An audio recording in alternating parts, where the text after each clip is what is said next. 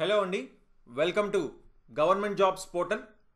So చూసుకోండి, మనం current affairs, important current affairs ఒక 1000 బిట్స్ అండి. లాస్ట్ 6 months కరెంట్ అఫైర్స్ అంటే నవంబర్ 2024 నుంచి ఏప్రిల్ 2025 వరకు మనం ఈ 6 నెలలు కరెంట్ అఫైర్స్ ఒక 1000 ఇంపార్టెంట్ బిట్స్ అయితే మనం చూడడం జరుగుతుంది. సో ఇది పార్ట్ 1 అనమాట. ఇందులో మనం 50 ప్రశ్నలు మనం చూడడం జరుగుతుందండి. ఓకేనా? సో తప్పకుండా కంపల్సరీగా అందరూ కంప్లీట్గా చూడండి.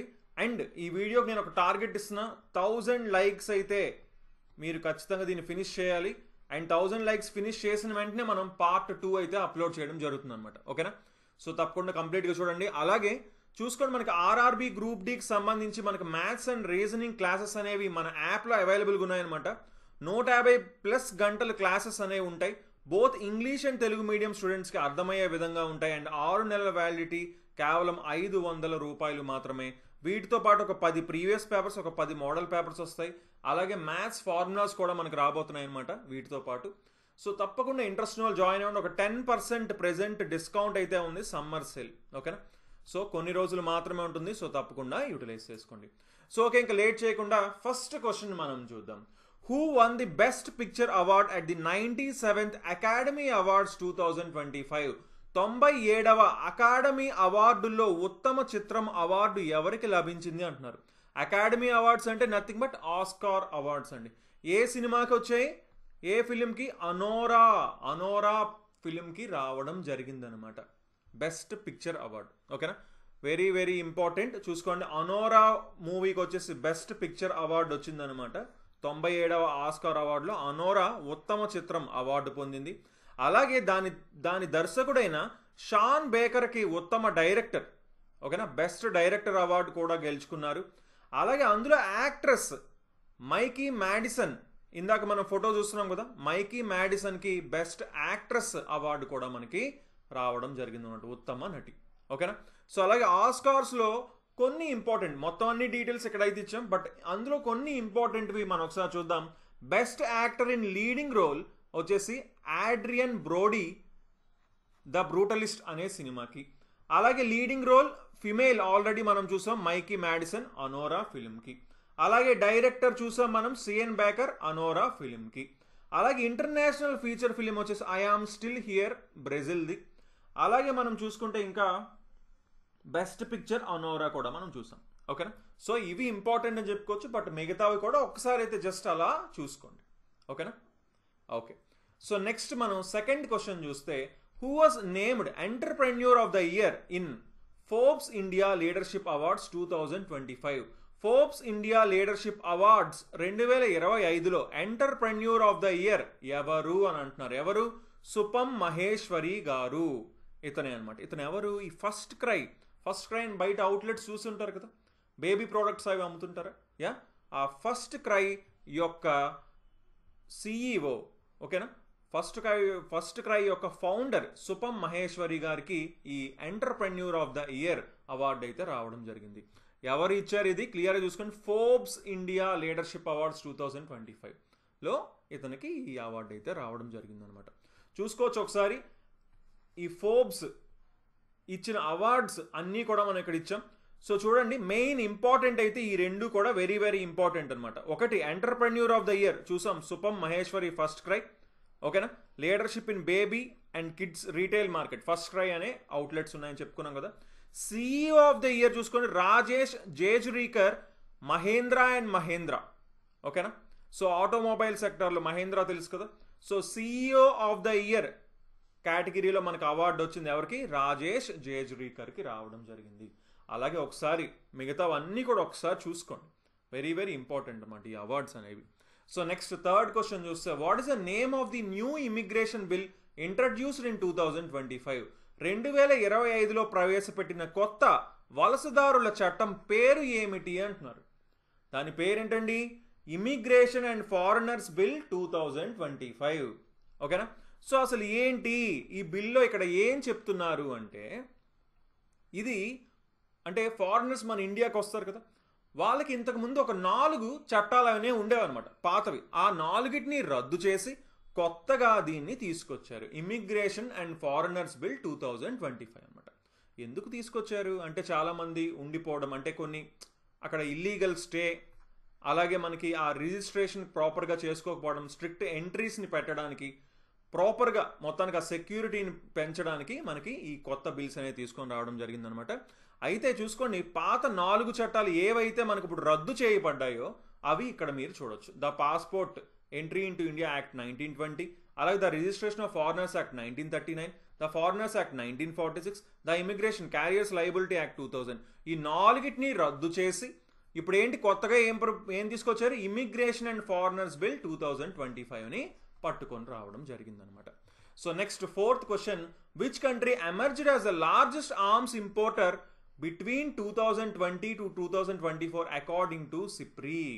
సిప్రీ ప్రకారం 2020 నుంచి 2024 మధ్య కాలంలో ప్రపంచంలో అత్యధిక ఆయుధాలు దిగుమతి చేసుకున్న దేశం ఏది?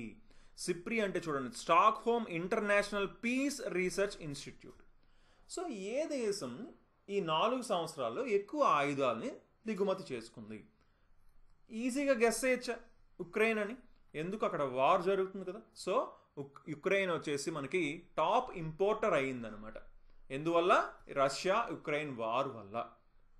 ఇది దాదాపు 35 పైగా దేశాల నుంచి ఆయుధ సహాయం అనేది పొందిందనమాట. సెకండ్ ర్యాంక్లో మన ఇండియా ఉంది. ఒకసారి మీరు ర్యాంకింగ్ చూడొచ్చు. ఫస్ట్ అయితే యుక్రెయిన్ ఉంది, యుక్రెయిన్. నెక్స్ట్ ఇండియా, భారతదేశం చూసుకోండి. యుక్రెయిన్ 8.8% ఆయుధాలు దిగుమతి చేసుకుంటే భారతదేశం, ఇండియా 8.3%, 8.3%. అలాగే ఖతర్ 6.8%, సౌదీ అరేబియా 6.8%, పాకిస్తాన్ 4.6%. అది మన ఇంపోర్ట్స్ కొంచెం తగ్గాయి, ఎందుకంటే మనం మేడ్ ఇన్ ఇండియా కొంచెం డెవలప్ అవుతుంది కాబట్టి మనకి ఈ పర్సంటేజ్ అనేది తగ్గిందనమాట.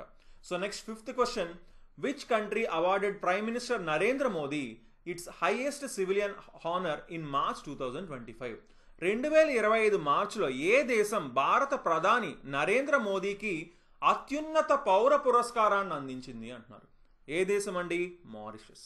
ఓకేనా, మారిషస్ దేశం యొక్క అత్యున్నత పౌర పురస్కారాన్ని అందించడం జరిగిందనమాట మోదీ గారికి. ఓకేనా, దాని అవార్డు పేరు చూసుకోండి, the Grand Commander of the Order of the Star and Key of the Indian Ocean. Award పేరు ఇది. ఓకేనా, సో ఇది మారిషస్ యొక్క హైయెస్ట్ సివిలియన్ అవార్డు. చెప్పుకున్నాం కదా, అత్యున్నత పురస్కారం అనమాట, ఆ దేశానికి అత్యున్నత పురస్కారం. అయితే చూసుకోండి, ఈ మారిషస్ నేషనల్ డేకి చీఫ్ గెస్ట్ కింద మోదీ గారు వెళ్ళారనమాట. అక్కడ 20+ ప్రాజెక్ట్స్ని అయితే ఇక్కడ మనకి ఇనాగ్రేట్ చేయడం జరిగింది. అలాగే భారతీయ నాయకుల్లో ఈ గౌరవాన్ని అందుకునే వాళ్ళలో తొలివారు, ఇదే తొలిసారి అనమాట. ఒక భారతీయ నాయకుడు ఈ గౌరవాన్ని అందుకోవడం ఇదే ఫస్ట్ టైం అనమాట. ఓకేనా, first time. So next 6th question మనం చూసుకుంటే, where was the IIFA awards 2025 held and which film one the most awards? IIFA అవార్డులు 2025 ఎక్కడ నిర్వహించబడ్డాయి మరియు ఎక్కువ అవార్డులు పొందిన సినిమా ఏది అంటున్నారు? ఏ మూవీకి ఎక్కువ అవార్డ్స్ వచ్చాయి అండ్ ఎక్కడ నిర్వహించారు అని అంటున్నారు. ఎక్కడ నిర్వహించారు? జైపూర్లో నిర్వహించారు. అండ్ లాపతా లేడీస్ అనే ఈ సినిమాకి ఎక్కువ అవార్డులు అనేవి రావడం జరిగిందనమాట. ఇప్పుడు జరిగింది 25 సంవత్సరాలు పూర్తి చేసుకుంది ఐఫా. ఓకేనా, ఈ సంవత్సరమే 25 సంవత్సరాలు పూర్తి చేసుకుంది సంవత్సరంతో. సో చూసుకోండి, ఎక్కడ జరిగింది? జైపూర్లో జరిగింది, రాజస్థాన్లో ఉన్న జైపూర్లో జరిగింది. లాపతా లేడీస్ అనే మూవీ 10 అవార్డులు అయితే గెలుచుకోవడం జరిగింది అనమాట. అందులో best film, director, screen play ఇవన్నీ ఉన్నాయి. అలాగే బెస్ట్ యాక్టర్ వచ్చేసి కార్తీక్ ఆర్యన్కి రావడం జరిగింది, ఉత్తమ నటుడు. అలాగే నితాన్షి గోయల్కి బెస్ట్ యాక్ట్రెస్ అనేది అవార్డు రావడం జరిగింది అనమాట. ఓకే, సో ఐఫాలో కూడా ఒకసారి ఇంపార్టెంట్ లిస్ట్, జస్ట్ మెయిన్ మాత్రం మాట్లాడుకుందాం. బెస్ట్ పిక్చర్ వచ్చేసి లాపతా లేడీస్కి వచ్చింది. బెస్ట్ డైరెక్టర్ వచ్చేసి కిరణ్ రావు, ఇది కూడా లాపతా లేడీస్ యొక్క డైరెక్టర్కే వచ్చింది. మిగతావన్నీ కూడా మీరు ఒకసారి చూసుకోవచ్చు. అలాగే ఇది తెలుగులో కూడా మనం క్లియర్గా ఇచ్చాం. ఓకేనా, అలాగే యాక్టింగ్ కేటగిరీలో చూసుకుంటే లీడింగ్ రోల్ మేల్ అయితే కార్తీక్ ఆర్యన్ బూల్ బులియా 3 మూవీకి వచ్చింది. అలాగే ఫిమేల్లోని నితాన్షి గోయల్ లాపతా లేడీస్లో రావడం జరిగిందనమాట. అండ్ ఇక్కడ life time achievement and special honours, ఇది కూడా ఇంపార్టెంట్ అని చెప్పుకోవచ్చు. Out standing achievement in Indian cinema Rakesh Roshan గారికి రావడం జరిగింది. తెలుసు కదండి, హృతిక్ రోషన్ వాళ్ళ ఫాదర్ అనమాట రాకేష్ రోషన్. ఓకేనా, సో మిగతావి కూడా ఒకసారి అయితే చూసుకోండి. ఓకేనా, సో ఇది తెలుగులో కూడా మనం ఇక్కడ ఇవ్వడం జరిగింది. ఓకే, 7th క్వశ్చన్ మనం చూద్దాం. What was the theme of Raisina dialogue 2025 held in New Delhi?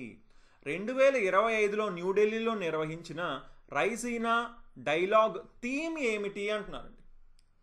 Themes అనేవి చాలా చాలా ఇంపార్టెంట్. థీమ్ ఏంటి అంటే కాలచక్ర, పీపుల్, పీస్ అండ్ ప్లానెట్. కాలచక్ర ప్రజలు, శాంతి మరియు గ్రహం అంటే ప్లానెట్ అని అర్థం. ఓకేనా? సో ఇది థీమ్ అనమాట. క్లియర్గా చూడొచ్చు, ఇక్కడ మీరు చూడొచ్చు కాలచక్ర అని ఉందా, కాలచక్ర, పీపుల్, పీస్, ప్లానెట్. సో ఇది ఎప్పటి నుంచి ఎప్పటి వరకు జరిగింది? మార్చ్ 17 నుంచి 19 వరకు జరిగింది. ఎక్కడ జరిగింది? న్యూఢిల్లీలో జరిగింది. దీనికి చాలామంది ఈ ఈవెంట్కి మనకి ముఖ్య అతిథిగా అయితే మనకి న్యూజిలాండ్ ప్రైమ్ మినిస్టర్ అయిన క్రిస్టోఫర్ లక్సన్ గారు రావడం జరిగింది అనమాట. Christopher Luxon New Zealand prime minister chief guest కింద వచ్చారు. ఓకేనా? అలాగే ఇంకా 125+ కంట్రీస్ నుంచి అయితే అటెండీస్ అయితే రావడం జరిగిందని కూడా క్లియర్గా మెన్షన్ చేశారు. దేని మీద ఫోకస్ చేస్తున్నారంటే గ్లోబల్ పీస్ అంటే ప్రపంచ శాంతి, అలాగే క్లైమేట్ యాక్షన్, అలాగే డిజిటల్ గవర్నెన్స్, డిజిటల్ పాలన, ఈ అంశాలపై చర్చ అనేది ఇక్కడ జరిగిందనమాట. ఓకేనా? So next 8th question. Which 2 countries began negotiations for a free trade agreement in March 2025? 2025 మార్చిలో ఏ 2 దేశాలు ఉచిత వాణిజ్య ఒప్పందానికి చర్చలు ప్రారంభించాయి అని అడుగుతున్నారండి. ఏ 2 దేశాలు? ఇండియా అండ్ న్యూజిలాండ్ ప్రారంభించాయి అన్నమాట ఈ నెగోషియేషన్స్. సో క్లియర్గా చూసుకోండి, ఇండియా అండ్ న్యూజిలాండ్ వచ్చేసి ఈ FTA టాక్స్ అనేవి మార్చ్ 16న నిర్వహించడం జరిగింది. దేని గురించి అంటే ట్రేడ్ సర్ప్లస్ ఇండియాకి ఫేవర్గా ఈ sectors, A sectors? Pharma, IT, agriculture, వీటిని టార్గెట్ చేస్తూ ఇండియా వచ్చేసి మనకి ఇక్కడ సంప్రదించడం జరిగిందనమాట. ఓకేనా? సో ఆ ట్రేడ్ అనేది ఈ ఇద్దరి మధ్య అగ్రిమెంట్స్ అనేవి రావడం జరిగింది. సో ఇంపార్టెంట్ ఏంటి? India and New Zealand. So next 9th question. According to the Hurun global rich list 2025 which city became Asia's new billionaire capital? Asia's, ఇక్కడ చూసుకుని అండర్లైన్ చేసుకోండి, ఏషియాస్ అంటున్నారు. హురున్ గ్లోబల్ రిచ్ లిస్ట్ 2025 ప్రకారం ఆసియాలో కొత్త బిలియనర్ రాజధాని ఏ నగరం అయ్యింది అంటున్నారు. ఏ నగరం అయిందండి? షాంఘాయ్ అయిందనమాట. షాంఘాయ్. ఓకేనా? సో ఇంతకుముందు ముంబై ఉండేది, దాన్ని ఇప్పుడు షాంఘాయ్ ఓవర్టుక్ చేసింది. ఓకేనా? సో షాంఘాయ్ వచ్చేసి ప్రెసెంట్ ఏషియాస్ బిలియనీర్ క్యాపిటల్ అనమాట. ఆసియాలోనండి, ఏషియాలో మాత్రం, వరల్డ్లో కాదు. అది మీరు అండర్లైన్ చేసుకో. ఓకేనా? సో షాంఘాయ్లో మాత్రమే 92 బిలియనర్స్ అయితే ఉన్నారు. ఇండియా మొత్తం మీద 284 బిలియనర్స్ ఉన్నారు. 3వ ర్యాంక్లో ఉందన్నమాట భారతదేశం. దేశం మొత్తం చూసుకుంటే 3వ ర్యాంక్లో ఉంది. సో నెక్స్ట్ 10వ ప్రశ్న. What is the key goal of India's new nuclear mission announced in March 2025? 2025 మార్చ్లో ప్రకటించిన భారత న్యూక్లియర్ మిషన్ యొక్క ముఖ్య లక్ష్యం ఏంటి అని అడుగుతున్నారండి. ఏంటి ఆ లక్ష్యం అంటే 2047 నాటికి 100 గిగావాట్ల అణుశక్తి ఉత్పత్తి చేయాలి. Generate 100 gigawatts nuclear power by 2047. ఇది వచ్చేసి మన ఇండియాస్ న్యూ న్యూక్లియర్ మిషన్ యొక్క కీ గోల్ అనమాట. ఓకేనా? Very very important. 2047 కల్లా 100 GW అణుశక్తిని ఉత్పత్తి చేయాలన్నమాట. ఓకే? సో అలాగే private sector participation allowed for the first time. చూసుకోండి, నార్మల్గా ఇంతవరకు ప్రైవేట్ రంగానికి అనుమతి లేదు, కానీ మొదటిసారిగా ప్రైవేట్ రంగానికి కూడా ప్రవేశం లభించింది. ఓకే. సో నెక్స్ట్ 11వ ప్రశ్న. Which state is set to launch its own satellite named Assam SAT? Assam SAT పేరిట తన సొంత ఉపగ్రహాన్ని ప్రారంభించనున్న రాష్ట్రం ఇది. ఇక్కడ పేరులోనే క్లియర్గా ఉంది కదా, అస్సాం అనమాట. ఓకేనా? అస్సాం. సో ఏం చేస్తుంది ఈ శాటిలైట్? ఇంకా లాంచ్ చేయబోతున్నారు. అస్సాం లాంచ్ చేయబోతుంది. ఆ పేరేంటి? శాటిలైట్ పేరు అస్సాం శాట్. ఈ శాటిలైట్ ఏం చేస్తుందంటే బార్డర్ సెక్యూరిటీని, ఓకేనా, సరిహద్దు భద్రతని, అలాగే అగ్రికల్చర్ గురించి, అలాగే డిజాస్టర్ మేనేజ్మెంట్ గురించి, వ్యవసాయం గురించి, అలాగే విపత్తుల నిర్వహణలోని సహకరిస్తుందన్నమాట. ఓకేనా? సో ఇదే మొదటి ఇండియన్ స్టేట్ అవుతుందండి. ఓన్ శాటిలైట్ కలిగిన మొదటి భారతీయ రాష్ట్రంగా అస్సాం నిలవబోతుంది అనమాట. సో నెక్స్ట్ 12వ ప్రశ్న మనం చూస్తే, which state named its upcoming electronic city after Ratan Tata? Ratan Tata పేరుతో ఎలక్ట్రానిక్ సిటీ ఏర్పాటు చేస్తున్న రాష్ట్రం ఏది? చూసుకోండి, ఎలక్ట్రానిక్ సిటీ పేరు ఏం పెడుతున్నారంట? రతన్ టాటా పేరు పెడుతున్నారు. ఏ రాష్ట్రం? అస్సాం. అగైన్ అస్సాం. ఓకేనా? So Assam upcoming electronic city in జాగీరోడ్లోని రాబోయే ఎలక్ట్రానిక్ సిటీ పేరు వచ్చేసి రతన్ టాటా ఎలక్ట్రానిక్ సిటీ అని అయితే పేరు పెట్టడం జరుగుతుంది అనమాట. Ratan Tata electronic city. ఓకేనా? ఇది టాటా గ్రూప్స్ అస్సాంకి ఎకానమీకి చేసిన కాంట్రిబ్యూషన్కి హానర్ చేస్తూ, ఓకేనా, ఈ పేరునైతే పెట్టడం జరుగుతుంది. సో నెక్స్ట్ 13వ ప్రశ్న, who won the player of the year at the Hockey India Awards 2024? Hockey India Awards 2024లో ప్లేయర్ ఆఫ్ ద ఇయర్ పురుషులు అవార్డుని గెలుచుకున్నది ఎవరు అన్నారు? ఎవరు? హర్మన్ ప్రీత్ సింగ్ అండి. హర్మన్ ప్రీత్ సింగ్ అయితే గెలుచుకోవడం జరిగింది. చూసుకోండి, హర్మన్ ప్రీత్ సింగ్ వచ్చేసి ఏం గెలుచుకున్నారు? Balbir Singh senior player of the year title మెన్లో గెలుచుకున్నారనమాట. ఓకేనా? సేమ్ అవార్డును ఉమెన్లోని సవితా పూనియా గెలుచుకోవడం జరిగింది. అలాగే 1975 వరల్డ్ కప్ విన్నింగ్ టీం ఉంది కదా, ఇప్పుడు 1975లోని మనకి ఎవరైతే మన హాకీ ఆడారో 1975 టీం మొత్తం, ఆ టీం అందరికీ కూడా major Dhyan Chand life time achievement award అనేది ఇవ్వడం జరిగిందనమాట. ఓకేనా? సో ఆ టీం మొత్తం, ఆ వరల్డ్ కప్ గెలిచిన మొత్తం ఆ టీం మొత్తానికి ఈ లైఫ్ టైమ్ అచీవ్మెంట్ అవార్డు కూడా ఇవ్వడం జరిగింది. చూసుకోండి. ఓకేనా? ఇవన్నీ కూడా వెరీ వెరీ ఇంపార్టెంట్ పాయింట్స్. ఇవి కూడా ఇవన్నీ చూసుకోండి. ఈ రెండు మనం చూసాం, అలాగే ఈ లైఫ్ టైమ్ అచీవ్మెంట్ అవార్డు గురించి కూడా మనం చూడడం జరిగింది. ఓకే, ఇది తెలుగులో కూడా మనం ఇక్కడ ఇచ్చామన్నమాట. ఓకేనా? సో నెక్స్ట్ 14వ ప్రశ్న, under the revised MSME classification effective April 1, 2025, what is the new investment limit for micro enterprises? Micro ఎంటర్ప్రైజుల యొక్క పెట్టుబడి పరిమితి ఎంత? ఇప్పుడు ఎప్పటి నుంచి? April 1, 2025 నుంచి అమల్లోకి వచ్చిన కొత్త ఎంఎస్ఎంఈ వర్గీకరణ ప్రకారం. సో ఇక్కడ మీరు క్లియర్గా చూడొచ్చు లేటెస్ట్ ఎంఎస్ఎంఈ క్లాసిఫికేషన్ అని. మైక్రో అయితే ఇన్వెస్ట్మెంట్ పెట్టుబడులు 2.5 కోట్ల వరకు ఉందన్నమాట. ఓకేనా? సో అదే కదా answer. Micro enterprises investment limit అన్నారు. ఒకసారి క్లియర్గా చూడండి. యాన్యువల్ టర్న్ ఓవర్ లిమిట్ అయితే 10 కోట్ల వరకు అంట. అదే స్మాల్ అయితే అప్ టు 25 కోట్లు ఇన్వెస్ట్మెంట్ పెట్టుబడి. యాన్యువల్ టర్న్ ఓవర్ అయితే 100 కోట్ల వరకు టర్న్ ఓవర్ ఉండొచ్చు. మీడియం అయితే పెట్టుబడి 125 కోట్ల వరకు ఉండొచ్చు. 500 కోట్ల వరకు టర్న్ ఓవర్ ఉండొచ్చు. చూసుకోండి, ఇది కూడా చాలా ఇంపార్టెంట్. ఎగ్జామ్లో అడిగే ఛాన్సెస్ అయితే చాలా చాలా ఉంటాయి.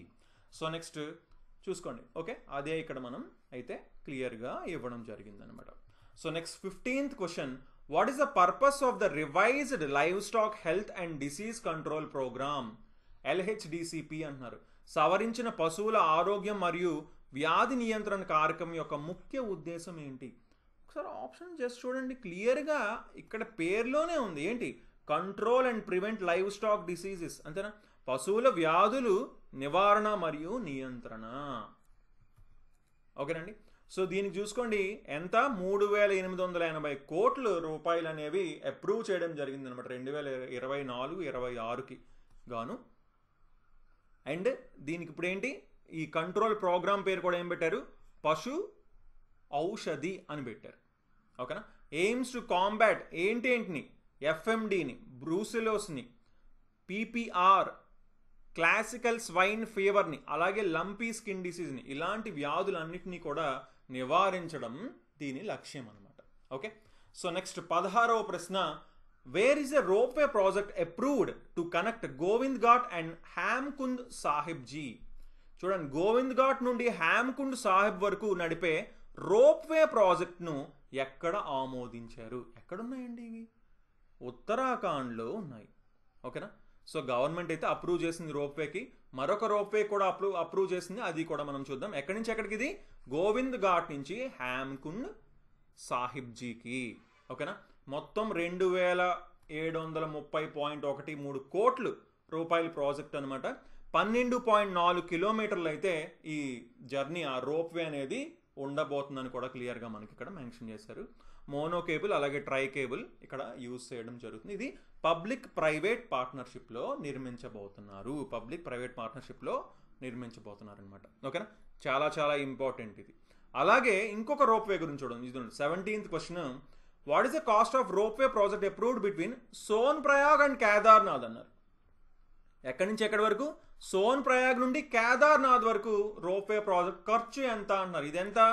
4,081.28 కోట్లు.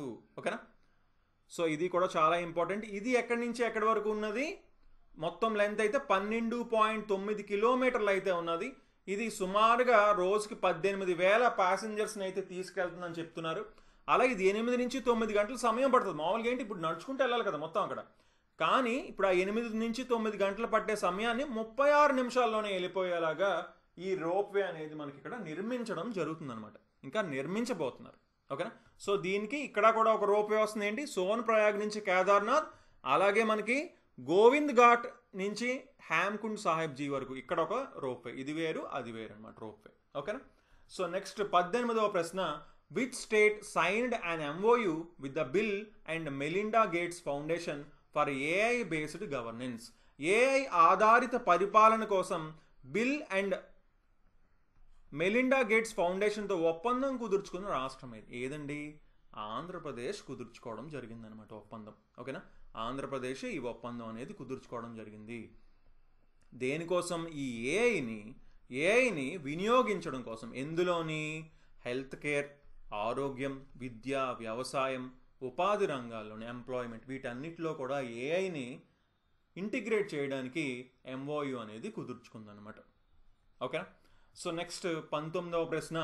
Wear is a 58 foot statue of Potti Sriramulu planned to be erected? Potti Sriramulu 58 అడుగుల విగ్రహం ఎక్కడ నిర్మించనున్నారు? ఎక్కడండి? అమరావతిలో నిర్మించనున్నారు. ఓకేనా, అమరావతిలో నిర్మించనున్నారు. సో మనకి 125వ జయంతి నాడు ఎప్పుడు? మార్చి 16న చంద్రబాబు నాయుడు గారు అయితే అనౌన్స్ చేయడం జరిగిందనమాట. ఒక 58 అడుగుల విగ్రహాన్ని అతను ఎన్ని డేస్ చేశారు? 58 రోజుల ఫాస్టింగ్ చేశారు కదా. ఫాస్ట్ చేసి ఆంధ్రప్రదేశ్ని తీసుకొచ్చారు కదా. అవునా? సో ఆంధ్ర స్టేట్ని ఫామ్ అవ్వడానికి శ్రీరాములు గారు చాలా కష్టపడ్డారు కాబట్టి 58 అడుగుల స్టాట్యూని అయితే నిర్మించబోతున్నారు అని క్లియర్గా మెన్షన్ చేశారు. అలాగే నెల్లూరు డిస్ట్రిక్ట్లోని పడమటిపల్లి విలేజ్లోని అతని గృహాన్ని ఒక మ్యూజియం కింద మార్చబోతున్నారని కూడా క్లియర్గా మెన్షన్ చేశారు. అలాగే అక్కడ ఒక health centre, high school building, modern ఫెసిలిటీస్తో కన్స్ట్రక్ట్ చేస్తాము అతని పేరు మీద అని కూడా మనకైతే క్లియర్గా చెప్పడం జరిగిందనమాట. సో నెక్స్ట్ 20వ ప్రశ్న. What is the name of the new police academy inaugurated in Assam?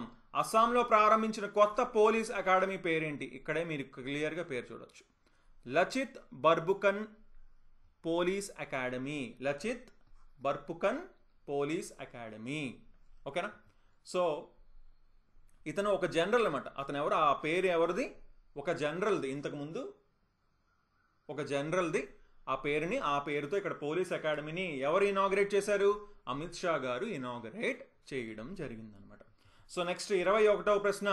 What is the expected annual capacity of the Namrup 4 ammonia urea plant approved in Assam? అస్సాంలో ఆమోదించిన నమ్రూప్ 4 అమోనియా యూరియా ప్లాంట్ సంవత్సరిక సామర్థ్యం ఎంత అని అంటున్నారు. ఎంత సామర్థ్యం కలిగి ఉంది అంటున్నారు? 12.7 లక్షల మెట్రిక్ టన్నులు అనమాట. Lakhs metric tons, 12.7 LMT. ఓకేనా, ఇది మొత్తం ఎంత ప్రాజెక్టు? 10,601.40 కోట్లు అనమాట అప్రూవ్ చేయడం జరిగింది ఈ ప్రాజెక్ట్కి. ఇదేంటి? ఇందులో మొత్తం 12.7 లక్షల మెట్రిక్ టన్నుల ఆఫ్ యూరియా యాన్యువల్గా సంవత్సరానికి తయారు అవ్వబోతుంది అనమాట.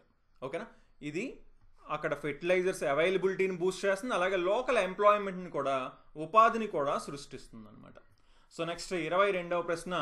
What milestone did the PM Surya Ghar Muft Bijli Yojana achieve by March 2025? 2025 మార్చి నాటికి ప్రధానమంత్రి సూర్యఘర్ ముఫ్త్ బిజిలీ యోజన ఏ మైలురాయిని చేరుకుంది అంటున్నారు. చూసుకోండి, ఇక్కడే మనం చూడొచ్చు ఇమేజ్లో 10 లక్షల ఇండ్లకి సోలార్ పవర్ని అందించడం జరిగిందనమాట. సోలార్ ప్యానెల్స్ని పెట్టడం జరిగిందనమాట. 10 లక్షల రూఫ్ టాప్ సోలార్ ఇన్స్టాలేషన్స్ అనేవి జరిగాయి. ఓకేనా? సో క్లియర్గా చూడొచ్చు ఏ స్టేట్స్లో ఎంతెంత జరిగిందో కూడా ఇక్కడ మనకి క్లియర్గా మెన్షన్ చేశారు. మార్చ్ 10, 2025 నాటికల్లా 10 లక్షలు ఇల్లు అయితే కంప్లీట్ చేసుకున్నాయి అనమాట. 2026-27 కల్లా 1 కోటి ఇళ్ళని చేరుకోవాలనేది వీళ్ళ ఎయిమ్ అనమాట. ఈ స్కీమ్ యొక్క ఎయిమ్ చూస్తే చూడండి, ఇక్కడ గుజరాత్లోనే 41.47% అండి. 3,51,273 ఇల్లులు గుజరాత్లోనే ఉన్నాయి ఇవి పొందినవి. నెక్స్ట్ చూసుకుంటే నెక్స్ట్ హైయెస్ట్ పర్సంటేజ్ మహారాష్ట్ర 1,92,936. ఆ నెక్స్ట్ మనం చూసుకుంటే అదర్ స్టేట్స్ అన్నీ కలిపి, ఈ 5 స్టేట్స్ కలిపి ఉన్నాయి, అదర్ స్టేట్స్ అన్నీ కలిపి 16% అంట. అలాగే రాజస్థాన్, కేరళ, ఉత్తరప్రదేశ్ కూడా మీరు ఇక్కడ చూడొచ్చు అనమాట. ఓకేనా? సో నెక్స్ట్ 23వ ప్రశ్న, గోల్డ్ మానిటైజేషన్ స్కీమ్ జిఎంఎస్లోని ఏ నిర్ణయం తీసుకున్నారు దీని గురించి అంటున్నారు. ఏ నిర్ణయం తీసుకున్నారంటే మీడియం అలాగే లాంగ్ టర్మ్ జిఎంఎస్ని డిస్కంటిన్యూ చేద్దాం, నిలిపివేద్దాం అని చెప్పేసి నిర్ణయం తీసుకోవడం జరిగిందనమాట. చూసుకోండి, ఇందులోని short term, medium, long term ఉండేవన్నమాట. ఓకేనా? కానీ ఇప్పుడు ఆ మీడియం, లాంగ్ టర్మ్ని అంటే మనకేంటి మధ్య మరియు దీర్ఘకాలిక జిఎంఎస్ డిపాజిట్ని నిలిపివేయించారు. షార్ట్ టర్మ్ డిపాజిట్లు అయితే బ్యాంకులు నిర్ణయిస్తాయి అనమాట, అవి కొనసాగించుకోవాలా లేదా అనేవి బ్యాంకే వదిలేశారనమాట. ఓకేనా? ఈ స్కీమ్ అయితే 2015లోని లాంచ్ చేయడం జరిగింది. గోల్డ్ ఇంపోర్ట్స్ని తగ్గించడానికి ఇది ప్రవేశపెట్టారనమాట. ఓకేనా? సో నెక్స్ట్ 24వ ప్రశ్న, what is the purpose of the Rajiv Yuva Vikasam scheme launched in Telangana.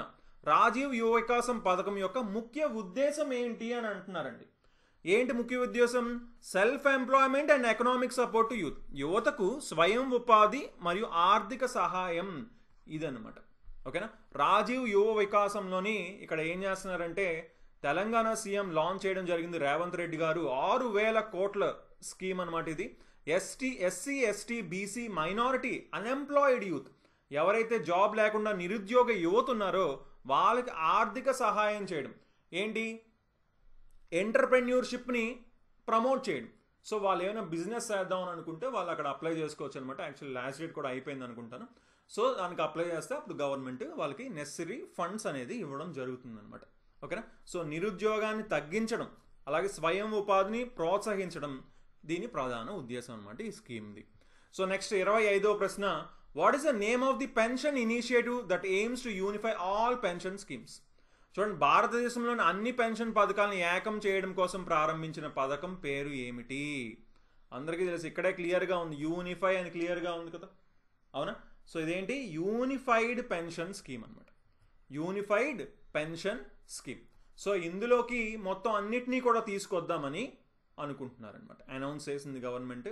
So ఇందులోకి కన్సాలిడేట్ చేయడానికి ఈపీఎఫ్ఓని, ఎన్పిఎస్ని అలాగే అదర్ పెన్షన్ ప్లాన్స్ అన్నిటినీ కన్సాలిడేట్ చేసి యూపీఎస్, యూనిఫైడ్ పెన్షన్ స్కీమ్ని తీసుకొని రావడం జరుగుతుందన్నమాట. ఓకేనా? సో నెక్స్ట్ 26వ ప్రశ్న, న్యూ ఫినాన్స్ సెక్రటరీ ఆఫ్ ఇండియాగా కొత్త ఆర్థిక కార్యదర్శిగా ఎవరు నియమితులయ్యారు అని అడుగుతున్నారండి. ఎవరు? అజయ్ సేత్ గారు నియమితులయ్యారనమాట. New finance secretary of India, very very important bit అనమాట. ఓకేనా? సో అజయ్ సేత్ గారు ఇంతకు ముందైతే ఎకనామిక్ అఫైర్స్ సెక్రటరీగా ఉండేవారనమాట. ఇప్పుడు ఫినాన్స్ సెక్రటరీ కింద అపాయింట్ అవ్వడం జరిగింది. ముందు ఎవరు ఉండేవారండి ఫినాన్స్ సెక్రటరీ? టీవీ సోమనాథన్ గారు ఉండేవారు. ఇప్పుడు అజయ్ సేత్ గారు వచ్చారనమాట. సో నెక్స్ట్ 27వ ప్రశ్న, India's first women law secretary ఎవరు అపాయింట్ అయ్యారంటున్నారు. భారత తొలి మహిళా చట్ట కార్యదర్శిగా ఎవరు నియమితులయ్యారు? చూసుకోండి, ఫస్ట్, మొదటి, తొలి అన్నప్పుడు చాలా చాలా ఇంపార్టెంట్ అనమాట. ఖచ్చితంగా బిట్స్ అడగడానికి చాలా చాలా ఛాన్సులు ఉంటాయి. ఓకేనా? ఫస్ట్ ఉమెన్ లా సెక్రటరీ, తొలి మహిళా చట్ట కార్యదర్శిగా ఎవరు నియమితులయ్యారు? ఎవరు? అంజు రతి రాణా. అంజు రతి రాణా గారు India's first women law secretary కింద అపాయింట్ అవ్వడం జరిగిందనమాట. ఓకేనా. She is a senior officer of the Indian legal service. ఈవిడ ఒక భారత లీగల్ సర్వీస్ చెందిన సీనియర్ అధికారిని అనమాట. ఓకేనా. సో నెక్స్ట్ 28వ ప్రశ్న, సెబీ యొక్క కొత్త చైర్పర్సన్ ఎవరు అని అడుగుతున్నారు. సెబీ యొక్క కొత్త చైర్పర్సన్ ఎవరు?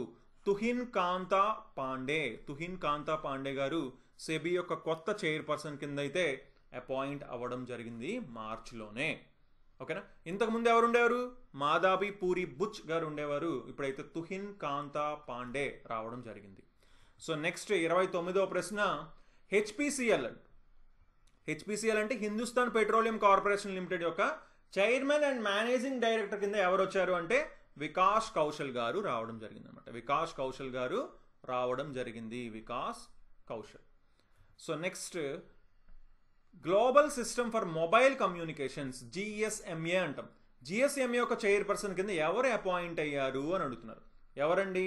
గోపాల్ విఠల్ గారు అపాయింట్ అవ్వడం జరిగిందనమాట. గోపాల్ విఠల్. ఎవరు ఈ గోపాల్ విఠల్ అంటే భారతీ ఎయిర్టెల్కి vice chairman and managing director అనమాట. వైస్ చైర్మన్ అండ్ ఎండి అనమాట. ఓకేనా. సో ఇతన్ని ఈ జిఎస్ఎంఏకి చైర్మన్ కింద నియమించడం జరిగిందనమాట. ఓకేనా. 2026 వరకు అయితే ఉంటారు. సో నెక్స్ట్ 31వ ప్రశ్న, who received the life time achievement award at the UK parliament in March 2025. UK పార్లమెంట్లో లైఫ్ టైమ్ అచీవ్మెంట్ అవార్డును అందుకున్న వ్యక్తి ఎవరు? అందరికీ తెలిసే ఉంటుంది. ఎవరికి? చిరంజీవి గారికి యూకే పార్లమెంట్లో లైఫ్ టైమ్ అచీవ్మెంట్ అవార్డ్ ఇవ్వడం జరిగిందనమాట. ఓకేనా. అందరికీ తెలుసు కదా ఏం కాంట్రిబ్యూట్ చేశారో సినిమాకి, అవన్నీ తెలుసు. అందుకని లైఫ్ టైమ్ అచీవ్మెంట్ అవార్డు ఇచ్చారు. నెక్స్ట్ 32వ ప్రశ్న, Ramsar award for wetland wise use. చిత్తడి నేలల జ్ఞానయుక్త వినియోగంకి రామ్సర్ అవార్డును ఎవరు గెలుచుకున్నారు అంటున్నారు. ఎవరు? జయశ్రీ వెంకటేషన్ గారు గెలుచుకోవడం జరిగిందనమాట ఈ అవార్డుని. ఓకేనా. ఈ అవార్డ్స్ అనేవి చాలా చాలా important. Okay. Award announced in Geneva on international women's day రోజున ఈ అవార్డుని జెనీవాలో మనకి అనౌన్స్ చేయడం జరిగిందనమాట. సో నెక్స్ట్ 33వ ప్రశ్న, who received the Honorary Order of Freedom of Barbados. Honorary Order of Freedom of Barbados పురస్కారాన్ని ఎవరు అందుకున్నారు అంటున్నారు. యాక్చువల్లీ ఇది మోదీ గారికి వచ్చిందనమాట అవార్డు, బట్ పవిత్ర మార్గరీటా గారు వెళ్ళి అందుకోవడం జరిగిందనమాట. ఓకేనా. సో ఎందుకు ఇచ్చారు? ఎందుకంటే పిఎం మోదీ గారికి, ప్రైమ్ మినిస్టర్ మోదీ గారికి ఈ అవార్డు అనేది COVID-19 పాండమిక్ అప్పుడు అతను చేసిన ఆ లీడర్షిప్ చూపించారు కదా, దానికోసం అయితే ఈ అవార్డు ఇచ్చారు. ఇది మోదీ గారి బదులు అతని తరపున పవిత్ర మార్గరీటా గారు వెళ్ళి అందుకున్నారనమాట ఈ అవార్డుని. ఓకేనా. సో నెక్స్ట్ 34వ ప్రశ్న, స్టాక్ హోమ్ వాటర్ ప్రైజ్ గెలుచుకున్నది ఎవరు అంటున్నారు. ఎవరు? గంటర్ బ్లాష్ గెలుచుకోవడం జరిగింది అనమాట. ఈ ప్రొఫెసర్ గంటర్ బ్లాష్ గెలుచుకోవడం జరిగింది. సో ఇతను ఎవరు అంటే ఇక్కడ క్లియర్గా చూడండి ఏం చేస్తున్నారు. ఇతను మనకి based on his world renowned work on flood risk reduction, అలాగే వాటర్ రిసోర్స్ మేనేజ్మెంట్. ఆ వాటర్ని ఎలా మనం కరెక్ట్గా, నీటి వనరుల నిర్వహణ, అలాగే ఫ్లడ్ స్కేలింగ్, అలాగే రీజనల్ ప్రాసెస్ హైడ్రాలజీ. సో వీటన్నిటి వల్ల కూడా ఇతనికి ఈ అవార్డు అయితే ఇవ్వడం జరిగిందనమాట. ఓకేనా. సో నెక్స్ట్ 35వ ప్రశ్న, 59th జ్ఞాన్పీఠ్ అవార్డు ఎవరు గెలుచుకున్నారు అంటున్నారు. 59వ జ్ఞాన్పీఠ్ అవార్డు అందుకున్న రచయిత ఎవరు అని అడుగుతున్నారండి. ఎవరు? వినోద్ కుమార్ శుక్లా గారు గెలుచుకోవడం జరిగింది. ఓకేనా. సో వినోద్ కుమార్ శుక్లా గారు ఇతను ఒక హిందీ రైటర్ అండి. సో 59వ జ్ఞాన్పీఠ్ అవార్డు అనేది రావడం జరిగింది. ఛత్తీస్గఢ్ నుంచి ఫస్ట్ రైటర్ ఇతనికి ఫస్ట్ టైం రావడం జరిగింది. ఛత్తీస్గఢ్ నుంచి ఫస్ట్ టైం ఒక రైటర్కి ఈ అవార్డు అయితే రావడం జరిగింది. సో ఫస్ట్ టైం అనేవి ఎప్పుడు కూడా వెరీ వెరీ ఇంపార్టెంట్. ఓకేనా. సో నెక్స్ట్ 36వ ప్రశ్న, హూ వాస్, చూసుకోండి, to be honoured with prestigious literary award. Okay. So మొదటిసారిగా వచ్చింది ఛత్తీస్గఢ్ నుంచి, వెరీ వెరీ ఇంపార్టెంట్. సో 36వ ప్రశ్న, who was awarded the 2025 Abel prize for their significant contributions to algebraic analysis and representation theory. 2025 Abel prize ఎవరికి వచ్చింది అంటున్నారు. Algebraic విశ్లేషణ మరియు ప్రాతినిధ్య సిద్ధాంతంలో చేసిన కృషికి గాను ఎవరికి వచ్చింది అంటున్నారు? ఎవరికి? మసాకి కషివారా గారికి రావడం జరిగిందనమాట ఈ 2025 ఏబుల్ ప్రైజ్. ఇతను ఎవరు? ఒక జపనీస్ మ్యాథమెటిషియన్, అలాగే ప్రొఫెసర్ కూడా. క్యోటో యూనివర్సిటీ విశ్వవిద్యాలయంలోని ఇతను గణిత శాస్త్రాల పరిశోధన సంస్థలో ప్రొఫెసర్గా ఇతను పనిచేయడం జరుగుతుందన్నమాట. ఇతను చేసిన కృషికి గాను ఈ ఆల్జీబ్రిక్ అనాలిసిస్ అండ్ రిప్రజెంటేషన్ థియరీకి అతను చేసిన వర్క్కి గాను దాన్ని గుర్తించి ఈ అవార్డు అయితే ఇవ్వడం జరిగింది. ఇతనే first Japanese mathematician to receive this prestigious honour. So ఈ కషివారా గారు మొదటి జపనీస్ శాస్త్రవేత్త, గణిత శాస్త్రజ్ఞుడు అనమాట. ఓకేనా, మొదటి జపనీస్ గణిత శాస్త్రజ్ఞుడు ఈ గౌరవాన్ని అందుకున్నారు. సో ఇది కూడా ఇంపార్టెంట్గా చెప్పుకోవచ్చు. సో నెక్స్ట్ 37వ ప్రశ్న, 37th question. Sangita Kalanidhi title the Music Academy 2025లో ఎవరికి ఇచ్చారు అని అడుగుతున్నారు. ఎవరికి ఇచ్చారు? ఆర్కే శ్రీరామ్ కుమార్ గారికి ఇవ్వడం జరిగింది అనమాట. ఓకేనా, 2025లో ద మ్యూజిక్ అకాడమీ ద్వారా గౌరవప్రదమైన సంగీత కళానిధి బిరుదు అందుకున్నవారు ఎవరు అంటే ఆర్కే శ్రీరామ్ కుమార్. ఇతను ఎవరు? ఒక వయలినిస్ట్ అండి, వయలినిస్ట్. ఓకే, ఇది ఒకసారి మీరు చదువుకోవచ్చు. సో నెక్స్ట్ 38వ ప్రశ్న. What is India's rank in the global wealth rankings 2025 as per Knight Frank's wealth report? చూసుకోండి, రిపోర్ట్స్ రకరకాల వాళ్ళు ఇస్తుంటారు, అందుకే పేర్లు అనేవి జాగ్రత్తగా చూసుకోవాలన్నమాట. ఇది ఏ report? Knight Frank's wealth report ఇది. దీని ప్రకారం మన ఇండియా గ్లోబల్ వెల్త్ ర్యాంకింగ్స్లోని భారతదేశం యొక్క ర్యాంక్ ఎంత అని అడుగుతున్నారు. ర్యాంక్ ఎంత ఇక్కడే మీరు క్లియర్గా చూడొచ్చు. మొదటి స్థానంలో యునైటెడ్ స్టేట్స్ ఉంది, నెక్స్ట్ చైనా మెయిన్ల్యాండ్ ఉంది, నెక్స్ట్ జపాన్ ఉంది, తర్వాత ఇండియా ఉంది. 4వ స్థానంలో ఉందన్నమాట ఇండియా. ఓకేనా, ఎంతమంది? HNWI అంటే హై నెట్వర్త్ ఇండివిజువల్స్ అండి. సో ఎంతమంది ఉన్నారు ఇండియాలో? 85,698 మంది హై నెట్వర్త్ ఇండివిజువల్స్ ఉన్నారనమాట. ఓకేనా, ఇది మొత్తం ప్రపంచంలో వరల్డ్లో చూసుకుంటే 3.7% మంది ఉన్నారనమాట మన భారతదేశంలో. ఓకేనా, సో మనకంటే పైన USA, చైనా అండ్ జపాన్ ఉన్నాయి. సో నెక్స్ట్ 39వ ప్రశ్న. Which country topped the glass ceiling index 2025 for working women? Glass ceiling index 2025 working ఉమెన్లో ఏ కంట్రీ టాప్ వచ్చింది అంటున్నారు? ఏ కంట్రీ అండి? స్వీడన్ వచ్చిందండి. ఏంటి అసలు ఈ best countries for working women అంటే? వర్కింగ్ ఉమెన్ ఉంటారు కదా, వాళ్ళకి కంఫర్టబుల్గా అంటే అన్ని సౌకర్యాలు, అన్ని సదుపాయాలతో పాటు ఈక్వల్గా కూడా ట్రీట్ చేస్తూ అన్నీ అనమాట, ఇంకా మొత్తం అన్నిటినీ కన్సిడరేషన్లో తీసుకొని ఈ ర్యాంకింగ్స్ అనేది ఇవ్వడం జరుగుతుందన్నమాట. కేవలం 29 కంట్రీస్కే ఇస్తాయి. సో చూసుకోండి, ఇది 2016 నుంచి 2024 వరకు వచ్చిన ర్యాంక్స్ అనమాట ఇవి. సో చూసుకోండి, 2024లో స్వీడన్ అయితే ఉంది. లాస్ట్ 2 years అయితే యాక్చువల్లీ ఐస్లాండ్ ఉంది, బట్ ఇప్పుడు ఈ ఇయర్ మళ్ళీ స్వీడన్ ఫస్ట్ ప్లేస్లోకి రావడం జరిగిందనమాట. ఓకేనా, సో స్వీడన్ ఫస్ట్ ర్యాంక్లోకి రావడం జరిగింది. సో ఫ్యాక్టర్స్ ఏ ఇంక్లూడ్ అనే పే గ్యాప్ అంటే ఇప్పుడు మేల్కి ఫిమేల్కి నార్మల్గా శాలరీ వేరియేషన్స్ ఉంటాయి, అవునా? సో అలాంటి వేరియేషన్స్ ఉండకుండా, అలాగే child care, board representation, education, ఇవన్నిటిని కూడా కన్సిడర్ చేస్తూ ఇవి ఇస్తారనమాట. ఎవరిస్తారు? ద ఎకనామిస్ట్ ఇవ్వడం జరుగుతుంది ఈ ర్యాంకింగ్. సో నెక్స్ట్ 40 క్వశ్చన్ మనం చూద్దాం. ఎల్ఐసి యొక్క ర్యాంక్ ఎంత? Brand finance insurance 100 report for strongest insurance brands. బలమైన బీమా బ్రాండులలో ర్యాంక్ ఎంత అంటున్నారు ఎల్ఐసికి? బ్రాండ్ ఫైనాన్స్ ఇన్సూరెన్స్ 100 2025 ప్రకారం అని అడుగుతున్నారండి. ఓకేనా, ఏ ర్యాంక్లో ఉందంటే 3వ ర్యాంక్లో ఉంది. ఇక్కడ మీరు ఒకసారి చూడొచ్చు. ఈ బ్రాండ్ ఫైనాన్స్ అనేది ర్యాంకింగ్స్ అనేది ఇస్తుంది అనమాట. మోస్ట్ వాల్యుబుల్ అంటే విలువైనవి, స్ట్రాంగెస్ట్ ఇన్సూరెన్స్ బ్రాండ్ అంటే బలమైనవి. స్ట్రాంగెస్ట్లోని ఎల్ఐసి 3వ ప్లేస్లో ఉందన్నమాట. ఓకేనా, ఇంక ఏ ఇండియన్ బ్రాండ్ కూడా కంపెనీ కూడా లేదు. ఎస్బీఐ లైఫ్ వచ్చేసి మనకి 76వ స్థానంలో ఉంది. 76వ స్థానంలో ఉందన్నమాట. ఓకేనా, అలాగే బ్రాండ్ వాల్యూ చూసుకుంటే మనకి ఎల్ఐసి 12వ స్థానంలో, ఎస్బీఐ లైఫ్ 76వ స్థానంలో ఉందన్నమాట. ఓకేనా, ఐ థింక్ చిన్న మిస్టేక్ ఎక్కడో ఉందనుకుంటున్నాను. 74 or 76 ఒకసారి చూద్దాం. ఓకే, ఎస్బీఐ లైఫ్ వచ్చేసి ర్యాంక్ 76. సో నెక్స్ట్ 41వ ప్రశ్న. According to the world happiness report 2025 what is India's rank? India యొక్క ర్యాంక్ ఎంత అంటున్నారు. వరల్డ్ హ్యాపీనెస్ రిపోర్ట్ ప్రపంచ సంతోష నివేదిక 2025 ప్రకారం భారతదేశం ఏ స్థానంలో ఉందంటే 118వ స్థానంలో ఉంది. మొదటి స్థానంలో ఏమున్నది? ఫిన్లాండ్, తర్వాత డెన్మార్క్, ఐస్లాండ్, స్వీడన్, ఇలా మనకి ర్యాంకింగ్స్ అనేవి ఉన్నాయన్నమాట. మన భారతదేశం అయితే 118వ స్థానంలో ఉంది. యాక్చువల్గా చెప్పుకోవాలంటే అంత మంచి ర్యాంక్ అయితే కాదు హ్యాపీనెస్ రిపోర్ట్లో అయితే.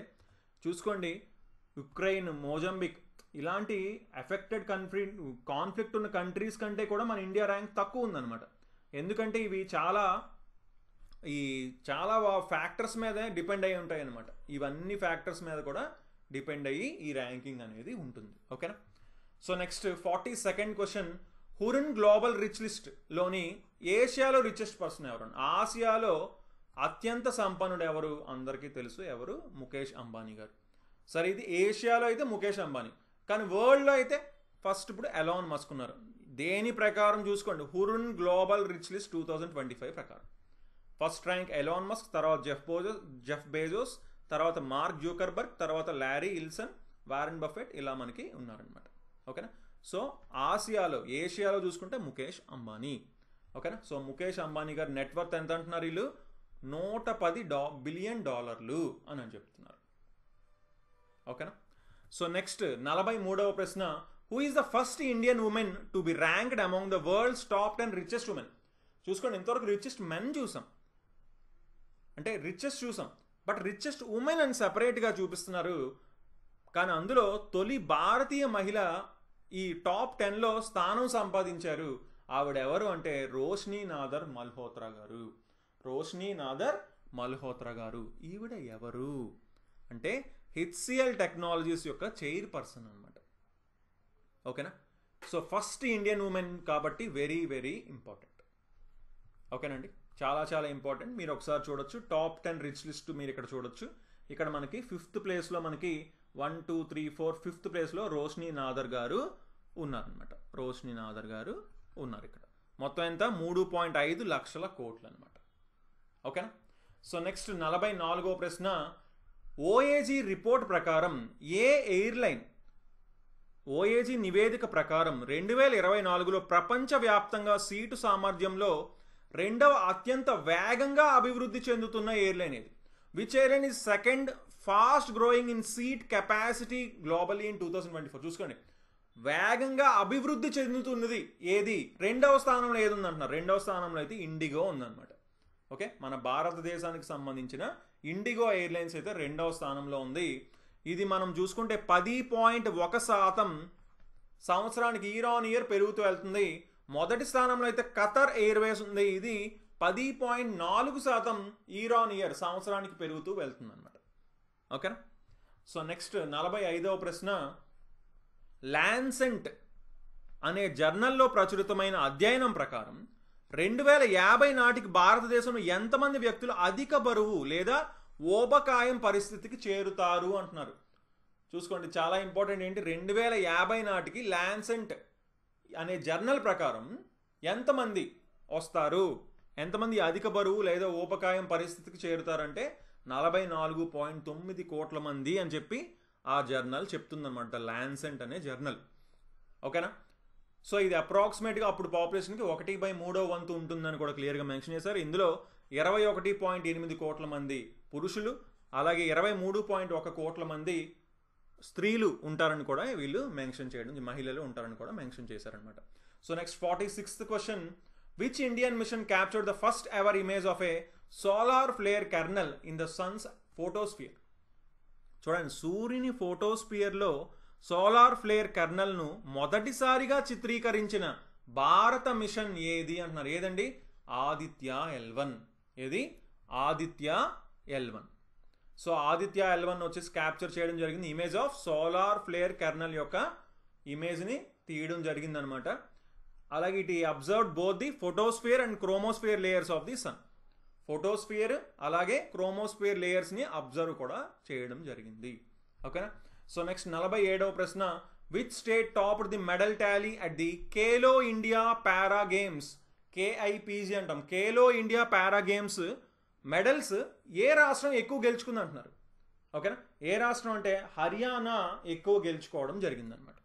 హర్యానా ఎక్కువ గెలుచుకోవడం జరిగింది. ఎన్ని? 34 గోల్డ్ మెడల్స్ అయితే గెలుచుకుంది. తర్వాత తమిళనాడు 28, తర్వాత ఉత్తరప్రదేశ్ 23. ఒకసారి మీరు ఆ లిస్ట్ కూడా ఇక్కడ చూడొచ్చు. హర్యానా మొత్తం 104, అందులో గోల్డ్ మెడల్స్ నుంచి కదా ఫస్ట్ ర్యాంకింగ్ అనేది గోల్డ్ మెడల్స్ నుంచి ఇస్తారు. హర్యానా 34, తమిళనాడు 28, ఉత్తరప్రదేశ్ 23, రాజస్థాన్ 22, మహారాష్ట్ర. సో ఇలా మనకి ర్యాంకింగ్స్ అనేవి మీరు చూసుకోవచ్చు అనమాట. So next 48th question, Bellatrix Aerospace అలాగే ఆస్ట్రోస్కేల్, జపాన్కి సంబంధించిన ఆస్ట్రోస్కేల్, ఈ రెండు కూడా ఒక ఎంఓయూ చేసుకున్నాయన్నమాట. దాని సిగ్నిఫికెన్స్ ఏంటి, దేని గురించి చేసుకున్నాయి అని అడుగుతున్నారు. దేని గురించి అంటే space debris removal and sustainability గురించి చేసుకున్నాయి అనమాట. అంతరిక్ష చెత్త తొలగింపు మరియు స్థిరత్వం. ఇక్కడ మీరు ఇమేజ్ చూస్తేనే మీకు అర్థం అవ్వచ్చు. ఓకేనా. సో ఈ బెలాట్రిక్స్ అనేది ఏంటి, ఇండియాకి సంబంధించిన కంపెనీ. ఈ ఆస్ట్రోస్కేల్ అనేది జపాన్కి సంబంధించిన కంపెనీ. ఈ రెండు కూడా ఎంఓయూ కుదుర్చుకున్నాయి అనమాట. ఓకేనా. సో నెక్స్ట్ 49th క్వశ్చన్, 300వ వన్డేని ఆడిన భారత క్రికెటర్ ఎవరు? మార్చ్లోని 300th ODI ఆడిన భారత క్రికెటర్ ఎవరు అని అంటున్నారు. క్లియర్గా మీరు ఇక్కడ ఇమేజ్లో చాలామందికి తెలిసే ఉంటుంది, ఈజీగా చెప్పేస్తారు, విరాట్ కోహ్లీ అని. ఓకే. సో నెక్స్ట్ ఓకేనా. అయితే ఇప్పుడు చూసుకోండి, ఇతను 7వ ఇండియన్ అయ్యారనమాట. 300 ODI ఆడిన 7వ ఇండియన్. అలాగే గ్లోబల్గా చూసుకుంటే మొత్తం 22వ వ్యక్తి అనమాట. మొత్తం గ్లోబల్లీ చూసుకుంటే 300th ODI ఆడిన 22nd పర్సన్ అనమాట. ఓకేనా. So 50th question, which team one the Ranji trophy 2024-25 season? 2024-25 Ranji trophy విజేత ఏ జట్టు అంటున్నారండి. ఏ జట్టు? విదర్భ గెలుచుకుందనమాట. విదర్భ గెలుచుకుంది. ఎవరిని డిఫీట్ చేసింది? కేరళని డిఫీట్ చేసింది ఫైనల్లోని. ఎక్కడ జరిగింది ఫైనల్? విదర్భ క్రికెట్ అసోసియేషన్ స్టేడియంలోనే జరిగిందనమాట. ఓకేనా. అయితే 1 based on first innings lead after A draw అని కూడా ఇక్కడ క్లియర్గా మనకి మెన్షన్ చేస్తున్నారు. ఓకేనండి. సో ఓకే గైస్, మనం ఈ వీడియోలో ఒక 50 ప్రశ్నలు అయితే మనం చూసాం. సో నెక్స్ట్ వీడియోలో ఒక 50 క్వశ్చన్స్ అయితే, మరొక 50 క్వశ్చన్స్ చూద్దాం. సో తప్పకుండా ఈ వీడియోని అయితే లైక్ చేయండి. ఒక 1000 లైక్స్ అయితే మనం టార్గెట్ అయితే మీకు ఇవ్వడం జరిగిందనమాట. ఓకేనా. So okay then, thanks for watching and have a nice day. Bye.